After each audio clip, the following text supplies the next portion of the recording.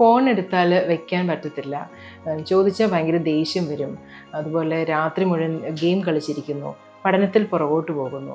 ഇത് കൗമാരപ്രായക്കാരായ മാതാപിതാക്കളുടെ ഒരു സ്ഥിരം പരാതികളാണല്ലോ. ഞാൻ ദിവ്യ കെ തോമസ്, രാജഗിരി ഹോസ്പിറ്റലിലെ ക്ലിനിക്കൽ സൈക്കോളജിസ്റ്റ്. അഡിക്ഷൻസ് എന്ന് കേൾക്കുമ്പോൾ നാം സാധാരണയായി മദ്യപാനം, പുകവലി, മയക്കുമരുന്നുകൾ ഇവയാണ് ചിന്തിക്കാറ്. എന്നാൽ നമ്മുടെ കുട്ടികളിലും കൗമാരപ്രായക്കാരിലും സാധാരണയായി ഇന്ന് mobile phone, gaming, sexting, online shopping, ബിഞ്ച് eating ഇവയെല്ലാം ശീലങ്ങളാവുകയും തുടർന്ന് അഡിക്ഷൻസ് ആവുകയും ചെയ്യുന്നുണ്ട്. ഇവയെ ബിഹേവിയറൽ അഡിക്ഷൻസ് എന്നാണ് പറയാറ്. ബിഹേവിയറൽ അഡിക്ഷനുകൾ മനസ്സിലാക്കാൻ 4 Cകൾ ഉപയോഗിക്കാം. ക്രേവിംഗ്, കൂടെ ഉപയോഗിക്കുവാനുള്ള പ്രവണത.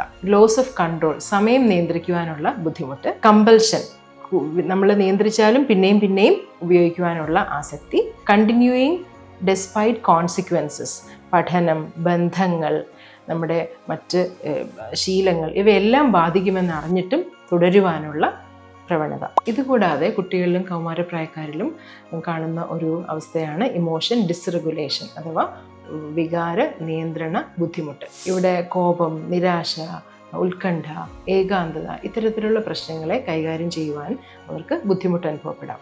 ഈ അവസരത്തിൽ ഇതിനെ അവോയ്ഡ് ചെയ്യാനായിട്ട് അവർ വീണ്ടും മൊബൈലിലേക്കും ഗെയിമിങ്ങിലേക്കുമൊക്കെ തിരിയുവാനും സാധ്യതയുണ്ട്. ഈ പ്രശ്നങ്ങൾ ആദ്യഘട്ടത്തിൽ തന്നെ തിരിച്ചറിഞ്ഞാൽ വളരെ ഫലപ്രദമായി കൈകാര്യം ചെയ്യുവാൻ സാധിക്കും. അതുകൊണ്ട് ചികിത്സയിൽ ബിഹേവിയർ നിയന്ത്രണം മാത്രമല്ല, വികാരങ്ങളെ മനസ്സിലാക്കി അവയെ വികസിപ്പിച്ചെടുക്കേണ്ട ആ ഒരു കഴിവ് ആർജിക്കൽ ആവശ്യമാണ്. ഒപ്പം മാതാപിതാക്കൾക്കായുള്ള തെറപ്പി സെഷൻസും ആവശ്യമുണ്ട്. ഓർക്കുക, ടെക്നോളജി ആരുടെയും ശത്രുവല്ല. എന്നാൽ വികാരങ്ങളെ മനസ്സിലാക്കി അവ ഉത്തരവാദിത്വത്തോടെ ഉപയോഗിക്കുവാൻ നമ്മൾ പഠിക്കേണ്ടത് ആവശ്യമാണ്.